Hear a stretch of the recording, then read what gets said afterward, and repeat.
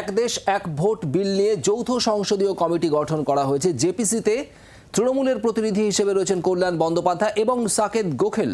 গতকালই লোকসভায় এক দেশ এক ভোট বিল পেশ হয় এবং তারপরেই প্রস্তাব দেওয়া হয় এটিকে যৌথ সংসদীয় কমিটিতে পাঠানোর জন্য। জেপিসিতে তৃণমূলের প্রতিনিধি হিসেবে রয়েছেন সাংসদ কল্যাণ বন্দ্যোপাধ্যায় এবং তৃণমূল সাংসদ সাকেত গোখেল।